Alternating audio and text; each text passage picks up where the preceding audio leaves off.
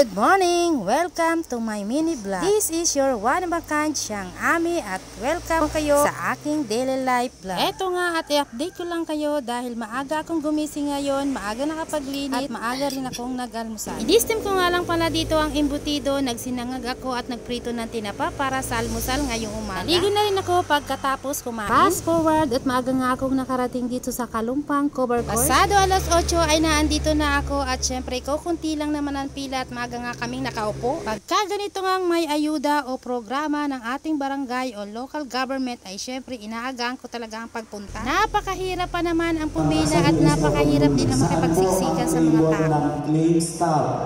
Eto po, nandito po, dalawang table. Claim staff. Ngayon po, may natitira pa pong tatlong lamesa sa harap. Claim here. Doon na po natin kukuhanin ang ating pong biyaya. Gets po? May number din po nakalagay doon po sa table para hindi po tayo doon na po i-claim yung ating pong matatanggap ngayon. Okay po, thank you po. Fast forward na nga at alas 10 na nga ito ng umaga na magbigay ang ating DSWD ng staff. Ngayong araw nga na ito ay magkiklaim tayo ng AKAP o yung programa ng low income para sa mga mabababang sahod. At isa nga ang inyong chance na nabigyan ng pagkakataon para makapag-claim kahit kaunting halaga. Ito talaga ay programa ng ating gobyerno at ipinamamahagi sa ating mga kababayan. Ito po ay kunting tulong para sa mga nagtatrabaho na may maliliit na sahod. Ipinagkaloob nga pala po ito ng ating mahal na Senadora Risa Hontiveros. Kaya sa mga tulad ko na nakakuha at nakapag-claim ay maraming salamat po dahil napakalaking tulong po to para sa amin. Sa ilang oras kong ang pag-aantay ay eto na nga at nakakuha na kami pati na ang kasama kong si Connie kaya maaga kaming makakauwi ngayon. Dahil maaga akong pumunta kaya maaga rin akong nakatapos at eto nga napakaraming tao pa sa loob. Yan, tapos na kami ni Connie. Anong oras? Alas 11 na tagalan si Connie. Yan, naglalakad kami dito. Wala kami masakyan. Pauwi. Oh. Alis mo yan?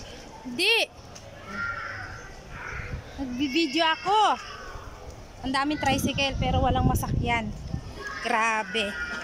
Lalakad tayo ngayon, Connie. Oh. Paano yan? Lalakad tayo. Wala tayong masasakyan. May mga sarili silang sasakyan eh. My gosh. Asan ba yung jeep ni Puloy? Di ba may dala si Puloy na jeep? Yari tayo dyan. Lalakad na lang tayo pa uwi.